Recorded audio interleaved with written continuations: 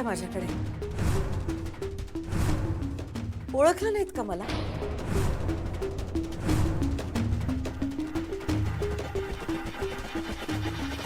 चारू, चारू, चारू. ताई, ताई तू आलीस ताई, माझी ताई आली, माझी ताई आली. मला माहिती होतं ताई तू येणार, नक्की येणार. अगं परी इतके दिवस काय हाल झाले असतील बघ तुझे. कुठे होतीस तू ताई? मावशी, अगं तुला बघून इतका आनंद झालाय ना, कसं सांगू तुला, लय आनंद झालाय बघ.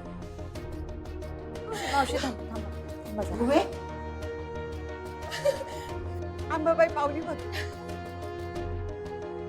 तिनं गारण ऐकलं माझं. ताई, अगं बरं झालं तू आलीस. अगं तू कुठं गेलतीस ताई? कुणाला फोन नाही केले.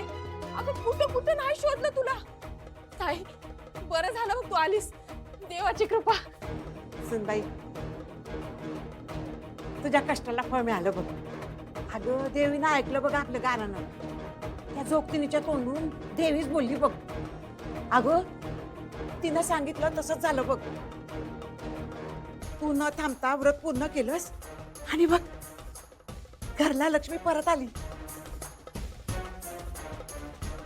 लय लय बरं वाटलं बघ तुला बघून. म्हणजे तुला कसं सांगू, काय काय कळना झालंय बघ मला. ताई आता परत असं सोडून जाऊ नकस बर का. कोण आहात तुम्ही? काय चाललंय सगळं?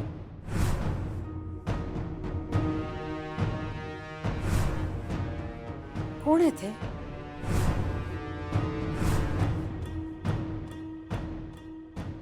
अगं ताई तू आमसनी ओळखलं नाहीस का? अगं ती तुझी मावशी मावशी ऐका ना, मी काय म्हणते, प्लीज प्लीज तुम्ही शांत व्हा, त्यांना थोडा वेळ द्या ना प्लीज. अगं वेळ काय? ए ताई, अगं ऐक की, अशी उगाच चेष्टा करू नकस बर का. बोल की, मी तुझी बहीण आहे दुर्गेश्वरी. हे बघ ताई, सरळ सरळ सांगा बसनी घराबाहेर जा म्हणून. बरे असं ओळख दाखवायची नाही असं काही भी करू नकस बर का.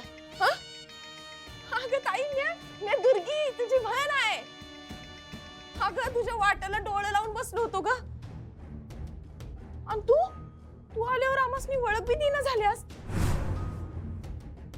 अगं ताई, असं का बघताय माझ्याकडे? अहो ओळखलं नाहीत का मला? मी चारू लथा.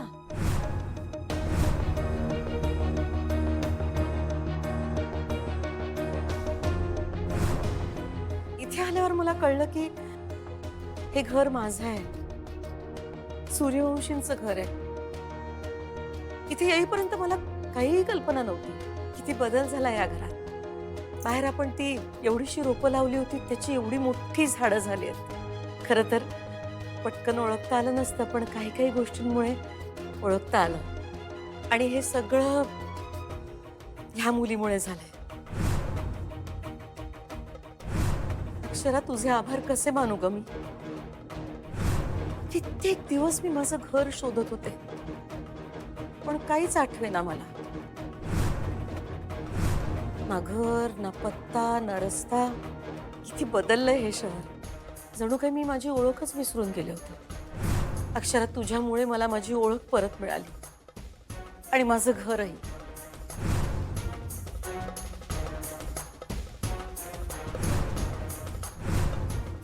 नाही पण मग इतकी वर्ष तू होतीस कुठं?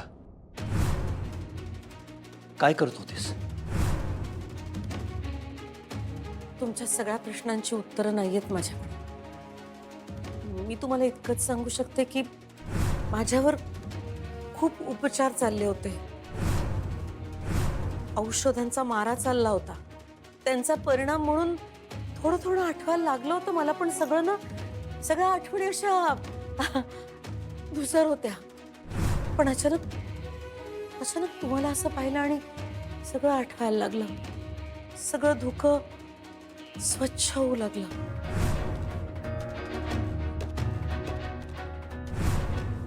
नाही, हे शक्य नाही अक्षरा.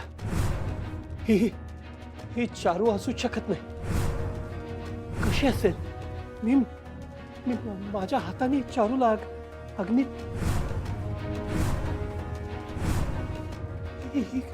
ही चारू कशी असेल?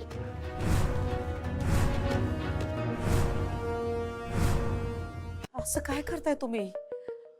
तुम्हाला काही आठवत नाहीये का आपली पहिली भेट? आठवते तुम्हाला? आपल्या एका कॉमन फ्रेंडच्या लग्नात आपली पहिली भेट झाली होती आणि त्या पहिल्या भेटीतच आपल्या दोघांमध्ये काहीतरी कनेक्शन आहे असं आपल्या दोघांनाही वाटलं होतं. फार बोललो नव्हतो आपण एकमेकांशी, पण ओळख मात्र झाली. ते देवीच्या देवळात. मी दर मंगळवारी आणि शुक्रवारी देवळात जायचेच. बहुतेक तुम्हाला हे माहित होतं आणि तुम्ही सुद्धा मुद्दामूनच मला भेटायला आलात. अजूनही आठवतोय मला तो दिवस. त्या दिवशी तुम्ही आकाशी रंगाचा कुर्ता घातला होता आणि गंमत म्हणजे मीही आकाशी रंगाची साडी नेसली होती.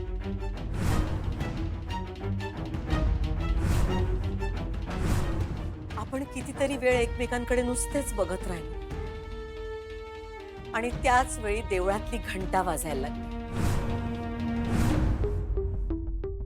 त्यात आपल्या दोघांमध्ये आणखीन एक गोष्ट कॉमन म्हणजे संगीत.